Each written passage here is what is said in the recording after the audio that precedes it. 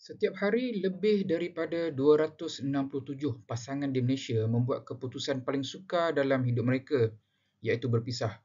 Angka ini bukan sekadar statistik tetapi isyarat bahawa ada sesuatu yang mendalam sedang berlaku dalam institusi keluarga kita. Ketika teknologi menguasai perhatian, ketika tekanan kerja meningkat, ramai pasangan hilang arah dalam mencari ketenangan yang sepatutnya menjadi inti sebuah perkahwinan. Persoalannya, adakah kerangka psikologi semasa sudah memadai untuk menjawab cabaran ini? Atau kita memerlukan sesuatu yang lebih dekat dengan jiwa masyarakat Muslim?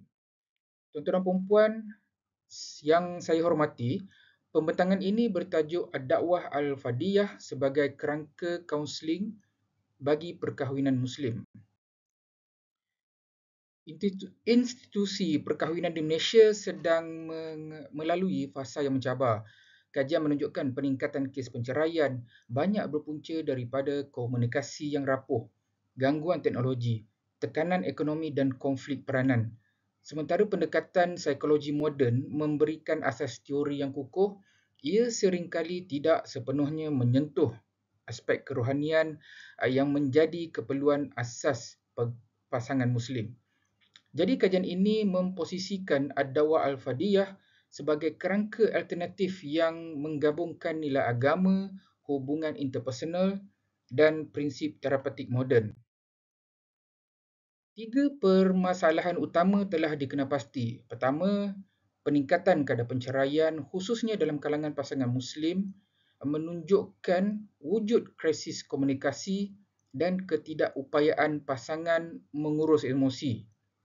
Yang kedua, model kaunseling yang berasaskan teori barat kadang-kala tidak mewakili nilai spiritual yang dipegang oleh pasangan Muslim sehinggakan wujud rasa kekurangan dimensi rohani dalam sesi kaunseling.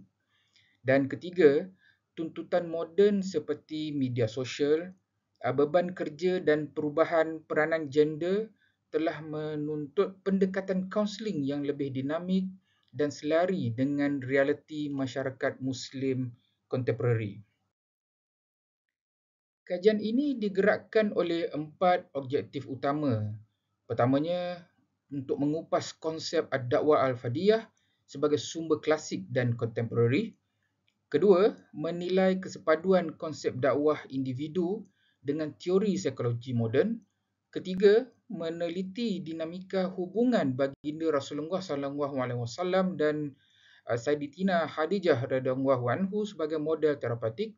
Dan yang keempat, mencadangkan aplikasi praktikal berasaskan nilai sakinah, mawaddah dan rahmah untuk meningkatkan kesejahteraan rumah tangga.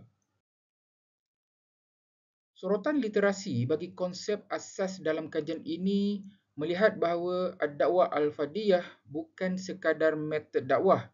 Ia adalah proses komunikasi interpersonal yang membina perubahan melalui hubungan rapat, empati dan bimbingan yang berterusan.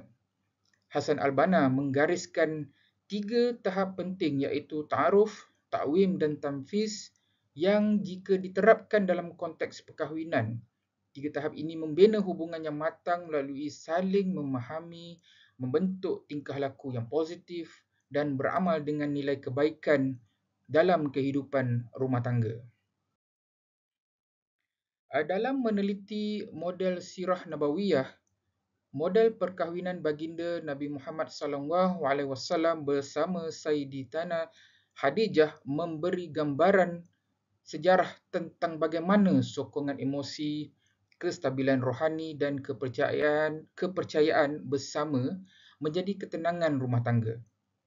Peristiwa Gua Hira secara jelas menunjukkan fungsi validasi emosi yang ditawarkan oleh Ummul Mukminin. Kata-kata beliau bukan sahaja pujukan tetapi merupakan bentuk emotional reframing yang membantu Rasulullah SAW menstabilkan keyakinan diri, dan ini sejajar dengan prinsip sokongan psikoterapeutik dalam kaunseling moden. Kajian ini bersifat konseptual dengan pendekatan analisa teks, yang digunakan untuk memadankan tema dakwah individu dengan prinsip psikologi moden. Sumber rujukan merangkumi ayat-ayat Al-Quran Al-Karim, hadis, karya dakwah, teori kaunseling humanistik dan pembelajaran sosial. Pendekatan ini membolehkan pemetaan nilai, konsep dan teknik bagi membina sebuah kerangka interaktif yang padu. Tuan-tuan dan puan-puan sekalian, dapatan kajian dari sudut integrasi psikologi melihat 3 persilangan utama yang dikenal pasti. Ar-Rifaq atau prinsip kelembutan adalah selari dengan empati, penerimaan tanpa syarat dan keaslian yang menjadi komponen utama hubungan terapeutik oleh Carl Rogers dalam person-centered terapinya. Kedua, amalan membantu pasangan termasuk bantuan praktikal sepadan dengan konsep peneguhan positif dalam behaviorism teori.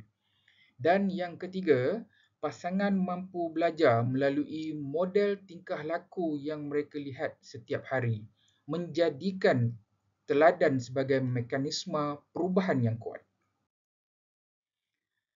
Manakala dapatan dari sudut kajian model Nabawi pula, khususnya dari analisa sirah menunjukkan 3 bentuk sokongan kukuh dalam rumah tangga Rasulullah SAW. Pertamanya, adanya sokongan emosi yang mewujudkan psychological safety. Yang kedua, adanya sokongan praktikal yang mengurangkan beban dan meningkatkan fokus.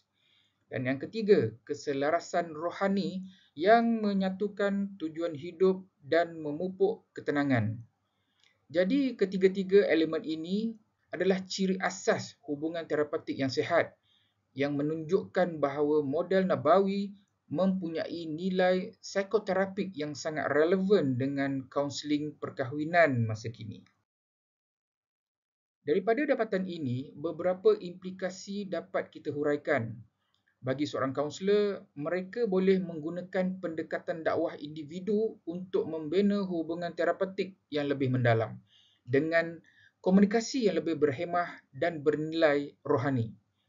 Bagi pendidikan keluarga pula, modul pra-perkahwinan boleh memperkenalkan latihan komunikasi berasaskan nilai, muhasabah dan ibadah bersama. Dan bagi para pasangan, amalan mikro harian seperti pujian, dialog bernilai dan ritual spiritual bersama boleh mengukuhkan hubungan serta meningkatkan keintiman emosi dan rohani. Kesimpulannya, tuan-tuan dan puan-puan yang dirahmati Allah sekalian, kajian ini menegaskan bahawa ad-dakwah al-fardiyah berpotensi besar berfungsi sebagai kerangka kaunseling perkahwinan yang selari dengan konteks masyarakat Muslim. Integrasi antara nilai rohani dan teori psikologi moden membentuk satu model kaunseling holistik yang bukan sahaja menangani isu komunikasi dan tingkah laku, tetapi turut mengangkat dimensi ketundukan hati kepada Allah Subhanahu Wa Taala sebagai asas kestabilan rumah tangga. Model ini juga akan dapat membuka ruang kepada pembangunan modul kaunseling Islam berasaskan bukti serta kajian empirikal lanjutan. Dengan itu, saya mengakhiri pembentangan ini. Semoga gagasan ini menjadi sumbangan bermakna dalam memperkukuhkan kesejahteraan perkahwinan Muslim dan memperkasa amalan kaunseling yang peka budaya dan rohani. Sekian, terima kasih. Assalamualaikum warahmatullahi wabarakatuh.